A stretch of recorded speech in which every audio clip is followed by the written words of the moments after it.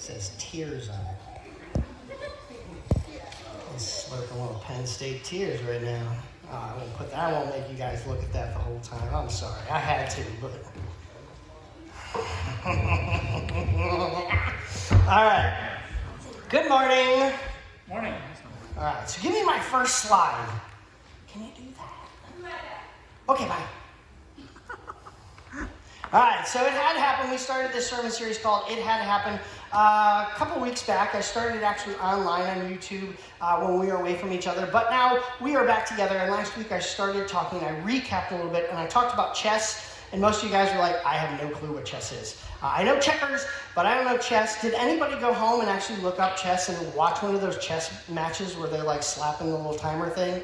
Some of you guys said you actually watched it. It gets intense. It gets a little crazy with chess. And they know the rules, they know strategies. And so they know how to win the game of chess based on multiple strategies. And so last week I talked a little bit about how God has a strategy for our life. He has a plan for our life. And unfortunately, sometimes we like to play the game of chess where we dink and dunk around. And we take control of our own life and we're like, oh, that seems like a good move. When in fact, the devil's strategy wanted us to make that move. But instead, we hope that you guys start to see that God is moving in your life and He's doing things with your life. And in doing things with your life, we have to submit to Him and let Him move the pieces. Even though sometimes it seems a little bit awkward, it seems a little bit weird. We might have to do something that's outside of our comfort zone. But in the end, if we allow God to move our pieces, if we allow God to move our lives, yes, we're going to be uncomfortable, but ultimately God's going to move you where He designed you to be in our lives. He has a plan. He numbered the hairs on your head. He made you the way that you are. And so a lot of people go, well, that might have been back in the biblical times, but how do I know that that's the right way to go? Well, first and foremost, there's a quick litmus test. Anybody know what a litmus test is? Like you do a test, and if it comes out a certain way, you go, okay, that's the answer. Maybe a blood test. If you have a blood test done, they get the results back. A litmus test is something that you know you're going to get the same answer over and over again if you do it this way. So the litmus test is this. Are you honoring God? I guarantee you it is not of God. That move in life is not of God. If you can look at Bible, my hope is you guys are actually in the Bible every day, every week, and because that's how God talks to you in prayer and are studying in the Word. You go, I don't know why God's not listening to me. I go to church on Sunday and watch YouTube. Well, you got to spend time with Him in the Bible. The way He's going to talk to you is the way any other friend would talk to you. How good, I've said it before, how good of a friend would you be if you didn't spend any time with that friend? Well, eventually you're going to find other friends, or they'll find other friends. You have to spend time with God for Him to start revealing these moves and what He's doing in your life. So this week I want to talk about a fun topic because for a while I thought I was one of these. Outcast or loser. And so, some of you already raised your hand. You're like, right here. Or you at least know one that you're like, oh man, totally a drag, outcast, they're weird, they're different, they're something like that. The outcasts and the losers, the ones that are not supposed to do anything. And you go, why can God, and that's what I want to talk about today. I'm nobody. I'm a youth pastor I'll use myself as an example. I won't use Izzy this week. Sorry, bud. He's always on the front row, so he's the first one I look at. I'll use myself. I'm just a youth pastor at Otterbein Church in the middle of nowhere, Pennsylvania, Waynesboro. Yes, we're super cool, but nobody knows that. We live in the middle of nowhere. I'm not a big celebrity or YouTube star. I don't have millions of followers. Why do I think God can use me? How often do we think that? I'm not anybody big. God can't use me. I used to think that all the time. When I was younger, I'm like, I'm never going to be anything big, or people have told me who I am. I don't know, maybe some of you guys have actually had somebody tell you who you can't be and who you are not and who you're going to be, and you have to do this because that's all you're good at. And maybe we've thought that we're one of these. We're outcasts, or we're losers, or we don't have value. The world tells us that. As we talked about last week, the world sometimes influences us. But let me give you some examples from the Bible. Some you've heard, some maybe you haven't heard. It's very interesting, David and Goliath. Everybody uses David and Goliath as like the big nobody that comes in and does anything.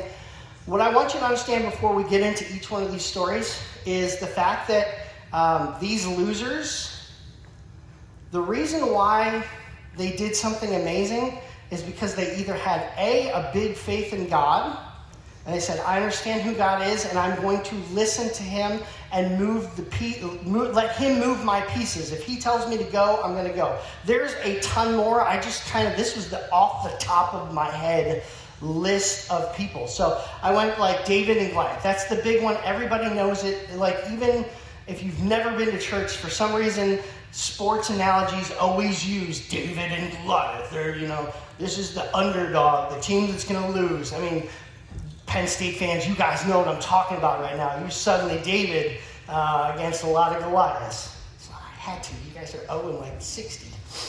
I know. They're like, I'm not coming back anymore, stupid Ohio State fan. David and Goliath is one of those stories of the small guy being, but if you look at the story of David throughout, David was always faithful to God, and God moved his pieces, and he trusted God to do amazing things, even in the face of immense, you should have gotten your butt kicked. On a regular basis. He had a king that tried to kill him multiple times. He had Goliath that said he was going to smush him like a bug. Like David was constantly going up. He was constantly at war, but he always trusted God and let God move the pieces. Gideon, some of you know the story of Gideon. He was from the lowest tribe. He was a nobody. He was the weakest of the lowest tribe. He was hiding in a press, trying to make food for his family because he was afraid this other band of people were going to come and steal his food. He was cowering. He was weak. And God says, listen, I'm going to have you destroy them. He's like, oh, maybe? He's like a sixth grader winning a battle. I don't know, like winning the varsity football game. Like that's the level of Gideon versus this army that he was going to face. And God kept making his army smaller. He's like, well, I've got a bunch of volunteers. And he's like, no, you need to make it less. No, you need to make less. He won a battle, a huge battle against the people that were oppressing him with 300 dudes. Yes, there was dudes at that time. But he won it with 300. And so he trusted God with his life. I mean, really think about it. You're going against the army that was oppressing their entire way of life, and he was going to defeat them with 300 guys. That takes a lot of trust in God. That takes a huge amount of trust in God. Rahab and the prostitute. Rahab was not the greatest of life, living the greatest of lifestyles, but she trusted. She'd heard of this God. She knew his power. All right, Bodie, thanks, bud. He knew of the powers. He knew of the things she knew of the things that God could do, and so she trusted him, and she was able to help God's people defeat and eventually break down walls and destroy the city and move forward, Israel moving forward. So, she trusted God. She couldn't have done that on her own. The odds against her, she could have been hurt very bad, or she could have thrown a huge wrench in Israel's plan to move out into the promised land, but she trusted him.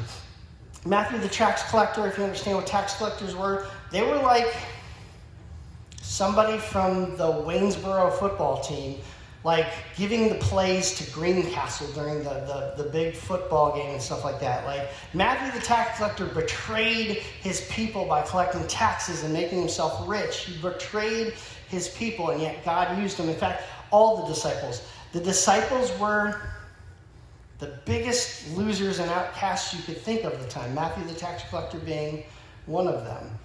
If you think of all the disciples, they were fishermen, which weren't really that high in stature or standings. He used tax collectors. He used a lot of people. If you look through the disciples, he used people that had no reason to be where they were. And he entrusted them, not just with hey, you get to be my disciples, but then they would go on to change the entire culture.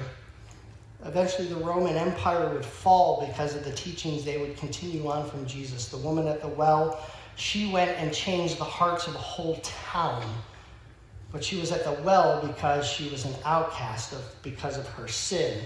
Man possessed by a demon. We talked about this a while ago, and if you weren't here, let me give you a quick insight. There was this dude, and maybe you've heard it.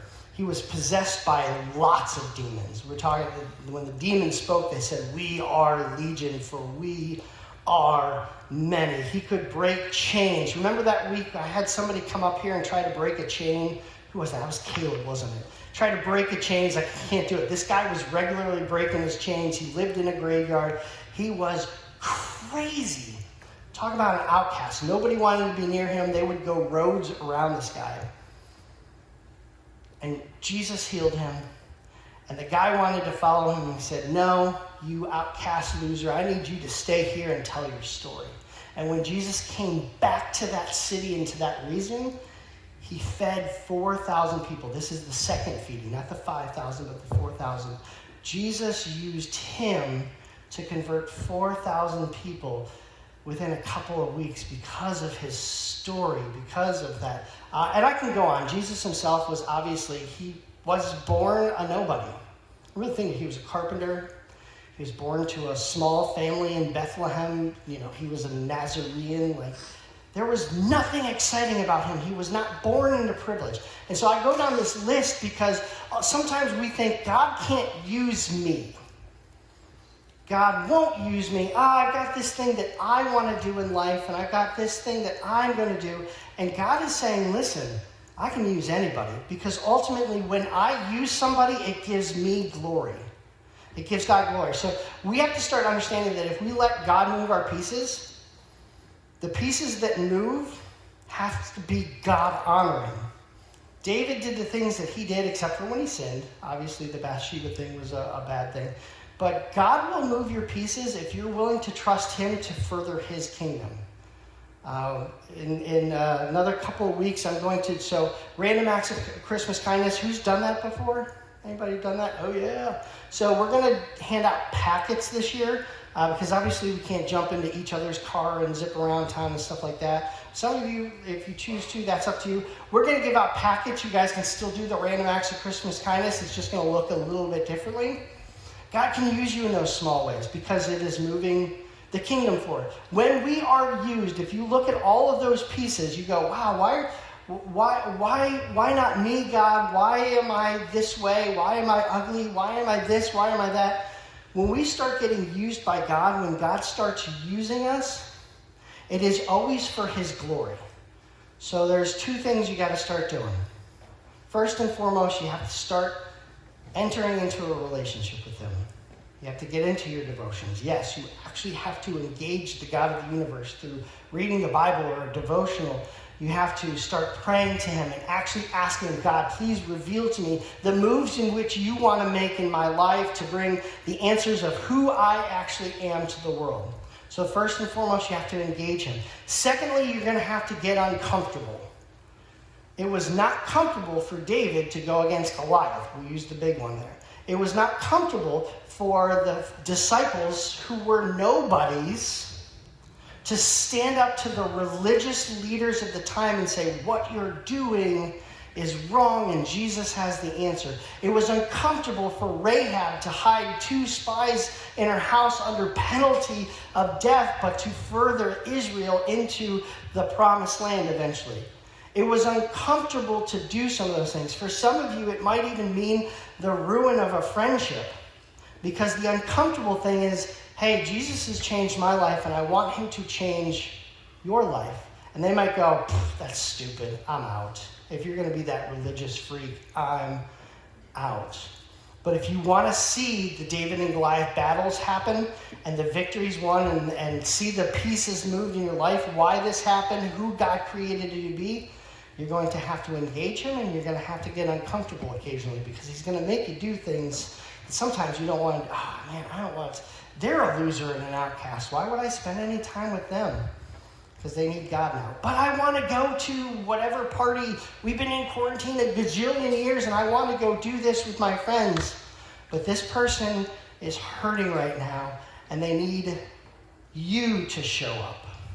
They need you to be there to share the gospel and the love of Jesus. They need you to be there. So you might have to make a sacrifice in your life for something that you want to do, to be there and be the gospel for somebody else. And then all of a sudden you go, thank you, God, for using me, for moving that piece. Even though I wanted to be there, I was here instead, and it was more valuable to the building of the kingdom. Does that make sense, guys? Engage him. You have to start engaging him. You have to, must have to. You can't say, I am a Christian, show up on Sunday and say, my job is done. This is a daily, everyday commitment. This is an everyday engagement. And then all of a sudden you will start getting jobs to do. You will start seeing God going, I need you to do this. I need you to engage this. I put this person in your way because you're engaging me, and you are starting to see who and the identity I created you to be. So, God uses outcasts and losers because he doesn't see you as outcasts and losers. He sees you and has put you in that position to be where you are at the time, and it had to happen. You had to be in that stage of life for him to use you to speak to the person you needed to speak to engage, even to date the person you're going to date, marry the person you got to let God move the pieces. Capiche? All right, let's pray. God, we're grateful for the outcasts and losers. We're grateful for those people that the world looked at and said, you're too small, you're not fast enough, you're not great enough, you're not connected enough, you're not powerful enough, you're too young. You looked at those people and said, I'm going to use them for my glory. And they're going to do great things because they honor and they love me, they engage me, and they want to be in and around me. God, please help these students realize that you desperately want a relationship with them. You desperately want to do great things through them, but it is all to give you glory. It's never to give us glory. And so, God, we ask that these students' hearts are changed to know that you want to do that in their lives. Even if they think they're outcasts or losers, you're going to use them to do great things for your kingdom. And so, God, I ask that they fervently seek after you so that they can start doing those things in their lives. We ask all this in Jesus' name, who was the cruelest outcast and loser and changed the world. And it's his name we pray. And all God's people said, all right, get your small groups.